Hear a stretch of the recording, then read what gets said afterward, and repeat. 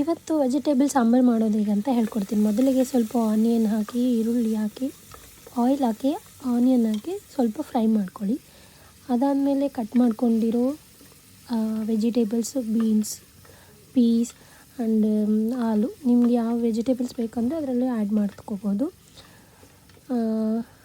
Onion ಸ್ವಲ್ಪ brown colour ಆಗೋವರೆಗೂ fry ಮಾಡ್ಕೊಳ್ಳಿ. ನೆಕ್ಸ್ಟು ಇವಾಗ ವೆಜಿಟೇಬಲ್ಸ್ ನಿಮ್ಗೆ ಯಾವ್ದಾದ್ರು ಬೇಕು, ನಿಮ್ಗೆ ಇಷ್ಟ ಆಗಿರೋ ವೆಜಿಟೇಬಲ್ಸ್ ಹಾಕ್ಕೊಬೋದು. ನಾನಿಲ್ಲಿ ಬೀನ್ಸು, ಆಲೂ ಆ್ಯಂಡ್ ಪೀಸ್ ಹಾಕ್ಕೊಂಡಿದ್ದೀನಿ, ಅಂದರೆ ಬಟಾಣಿ ಹಾಕ್ಕೊಂಡಿದ್ದೀನಿ. ಓಕೆನಾ, ಇದನ್ನೆಲ್ಲ ಫಸ್ಟಿಗೆ ಹಾಕ್ಕೊಂಡು ಎಲ್ಲ ವೆಜ್ಜೀಸು ನಿಮಗೆ ಯಾವುದು ಬೇಕಲ್ಲ ಎಲ್ಲನೂ ಹಾಕ್ಕೊಳ್ಳಿ. ಹಾಕಿ ಕ್ವಿಕ್ಕಾಗಿ ಮಾಡುವಂಥ ಸಾಂಬಾರಿದು, ತುಂಬ ಟೈಮ್ ಅಂತೂ ತೊಗೊಳ್ಳಲ್ಲ. ಇವಾಗ ನೀವು ಆಫೀಸಿಗೆ ಹೋಗಿರ್ತೀರ, ಆಫೀಸಿಗೆ ಬಂದು ತಕ್ಷಣ ಏನೋ ಕುಕ್ ಮಾಡಬೇಕಾಗತ್ತೆ.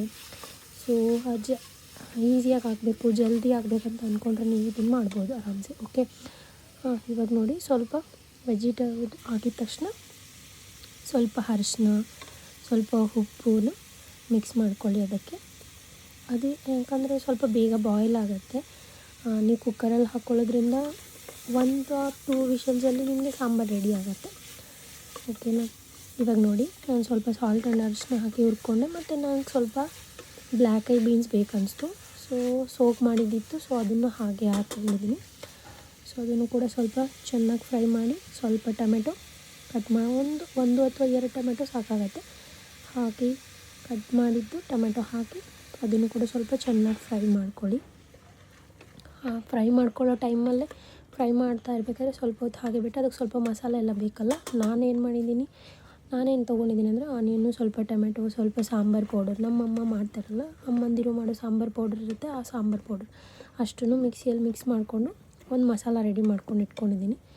ಜಸ್ಟ್ ಅದಕ್ಕೇನು ಜಾಸ್ತಿ ಬೇಡ ಮಸಾಲಕ್ಕೆ. 1 ಟೊಮೆಟೊ, 1 ಆನಿಯನ್, ಸ್ವಲ್ಪ ಸಾಂಬಾರು ಪೌಡರ್ ಇಲ್ಲ ಅಂತಂದರೆ chilli powder and dhaniya powder mix ಮಾಡಿ ಮಿಕ್ಸಿಯೆಲ್ಲ ಹಾಕಿ ರುಬ್ಬಿ ಕುಕ್ಕರಿಗೆ ಹಾಕ್ತೆ. ಈಗ ಫ್ರೈ ಮಾಡಿರೋ ವೆಜಿಟೇಬಲ್ಸ್ ಜೊತೆಗೆ ಆ ಮಸಾಲ ತೊಗೊಂಡೆ ನಾನಿವಾಗ. ಮಸಾಲ ಹಾಕಿ ಹಾಗೆ ಸ್ವಲ್ಪ ತಿರುಗಿಸ್ದೆ. ಸೊ ನಿಮಗೆ ರುಚಿಗೆ ಸಾಲ್ಟ್ ಎಷ್ಟು ಬೇಕೋ ಅಷ್ಟನ್ನು ಹಾಕ್ಕೊಂಡು ಕುಕ್ಕರ್ ಲಿಡ್ನ ಕ್ಲೋಸ್ ಮಾಡಿ 1 or 2 ವಿಷಲ್ ಮಾಡಿಸಿದ್ರೆ ಸಾಂಬಾರು ರೆಡಿ.